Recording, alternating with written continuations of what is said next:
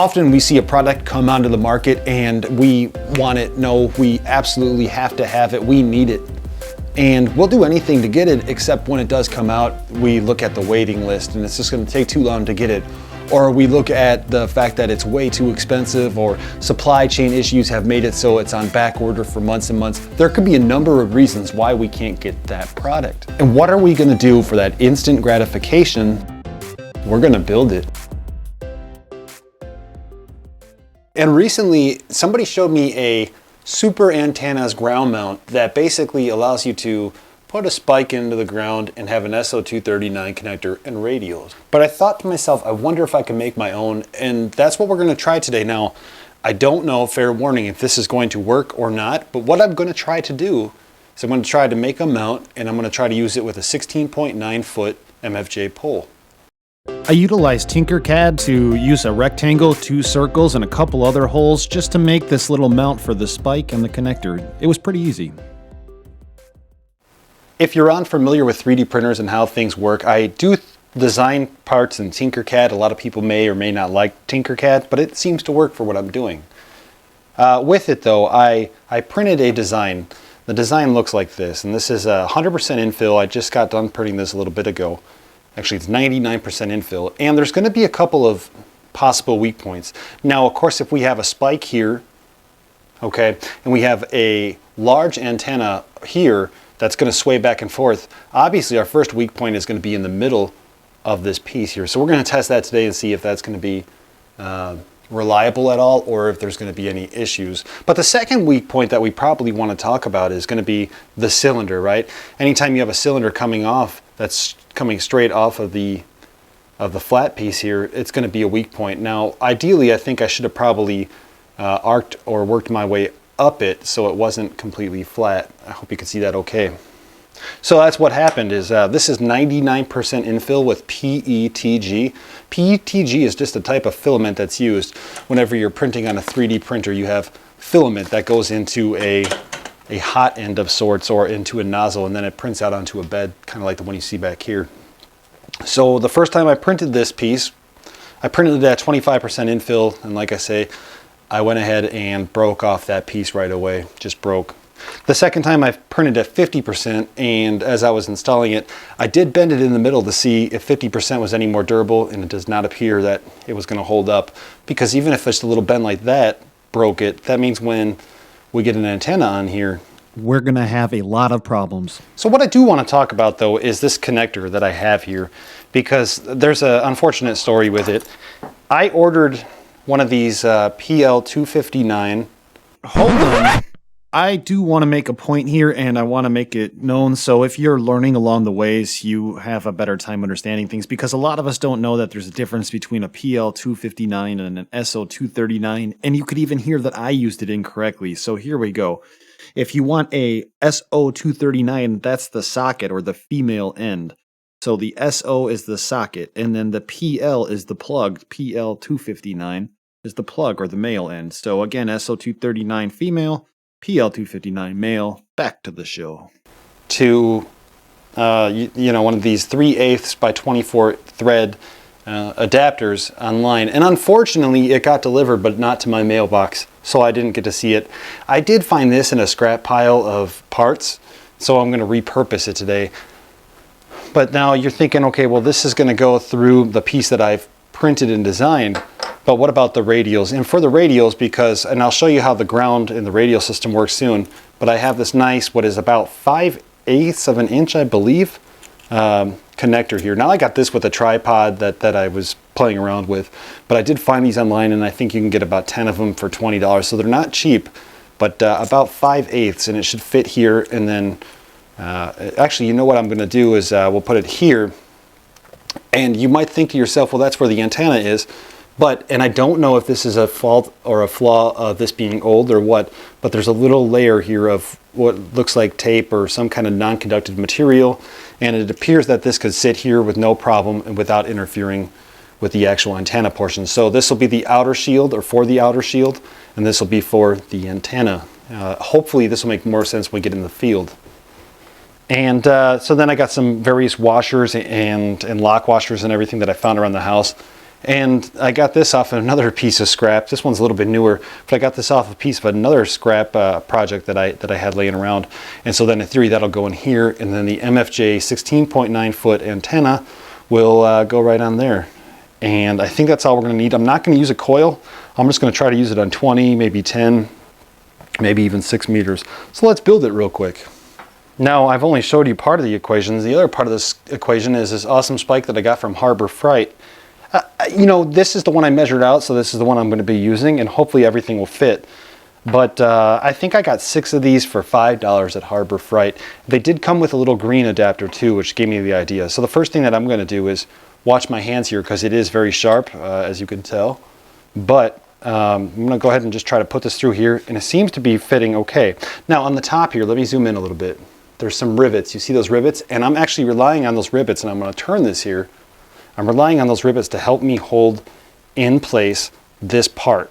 So this is going to take me a minute, and I'm pushing down right now, and it's not going anywhere. In fact, I think it's in there pretty good. So I don't think I'm going to have a problem with this moving around really much.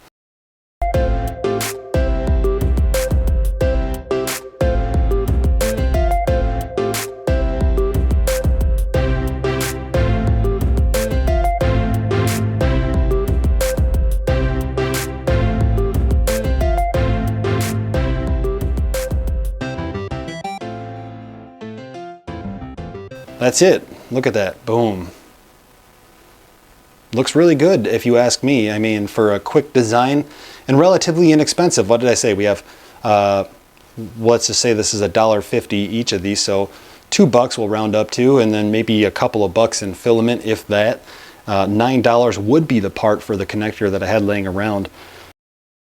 Yeah, there's many ways we could sit here and we could make a spike. We could use truck mounts, and I chose a 3D printer. But regardless, I'm in this under $20. I think that's a remarkable deal, and it's less than half the cost of a super spike.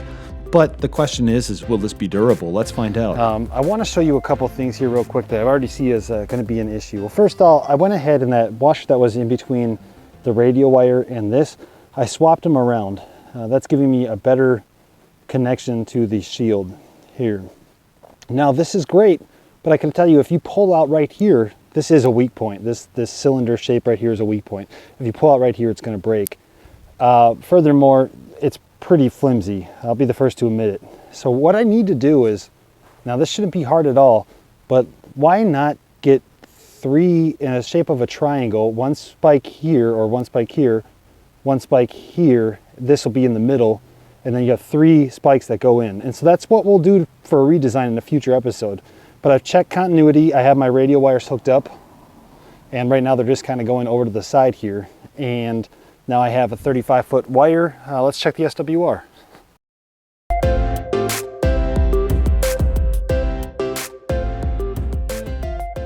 So right now on 14.222, I'm at 1.16.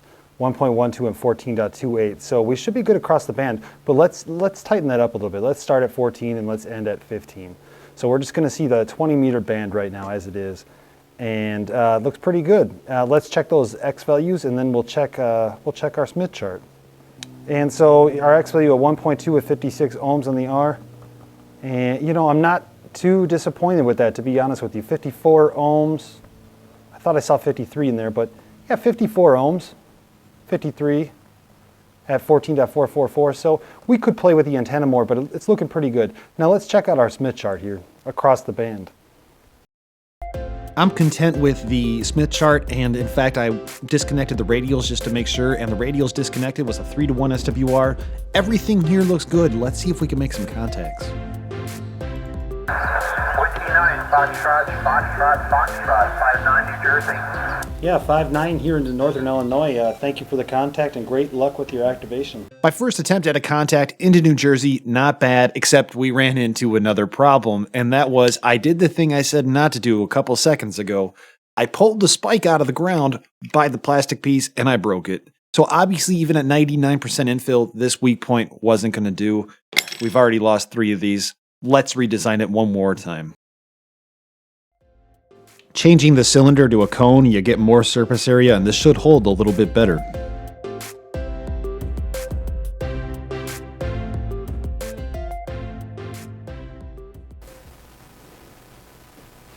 And what the cone shape is going to do is it grabs more of the surface area of the actual mount, so this piece should in theory be a lot more durable.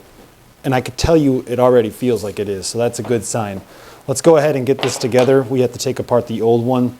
I did find my wrench. All right, so we got it off here. And one of the things I wanted to mention is last time when I put the ring adapter on with the power pole adapter for the radio, I put the washer on under it, and that actually made it so I wasn't actually quite hitting the outer shield. So what I'm going to do is I'm going to flip those around. I'm going to have the ring terminal on the bottom, and the washer here is just for a little bit of kind of tighten things up a little bit. You know, I showed this whole project to a few people actually. They all asked the same question. Well, where's your ground? You have the radio wires, but you don't have anything that goes to ground. Well, first of all, it works fine without it. However, I got you.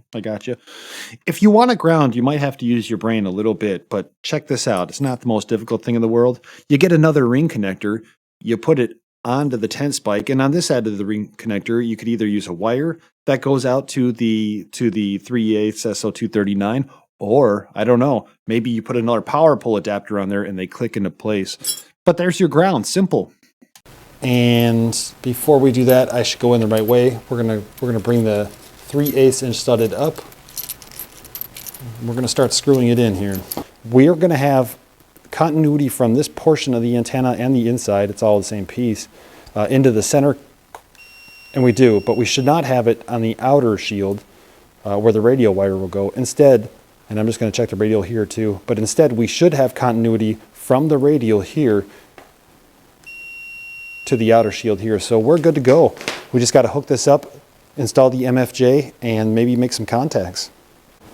Okay, so a few things that we're going to need to do is the first thing is we have our PL259, and we're going to screw it into the PL239 first. You're probably wondering why we don't put the spike in. Is because obviously they both go down. Now, ideally, maybe an L connector here in the future will be great. In fact, let me go get one. All right, I found one, so that's good. I always have a box of connectors here in the house just in case I need something cool. And I think that'll work, at least for this purpose. There we go. So now we could actually put the spike in the ground. But before I do that, I am actually going to start to put the MFJ whip on here. And we'll see what happens. It already seems like it's a lot more durable than before, but I guess looks can be deceiving. We're just going to kind of slightly put it in the ground here. And this is nice because now, because I have the L shape here, I'm able to get a little bit more further down. It's going to be a little bit more steady or strong, if you will. So I'm just going to screw this PL259 in here. And let me go get my radio. Now for the radials, if you saw my Lieutenant Dude video, I'm using 5 radials at 10 feet long. Roughly, and that gives me about 50 feet of radio wire. For 20 meters down to 10 or even 6, that should be fine. And I'm going to go ahead and spread these radials out. You might not be able to see it on camera, but just kind of give them a little bit of a spread for now. So it is the next morning here, and I got the antenna into the frozen ground. Took a little bit of time, but you could see it's still pretty crooked, right? You know, I don't know what I'm going to do with that. No matter how I put the mount in there, the antenna ends up crooked. There's just too much weight pulling on it. I do think that 3-prong design would be better. What I'm going to do is I have these parts posted now in a link below on Thingiverse. You could print the parts up yourself and let me know how each of these works and what you think could be improved so we can make this hobby affordable for anybody. And, you know, until next time, guys, I hope you had a good time. Thanks for watching. 73.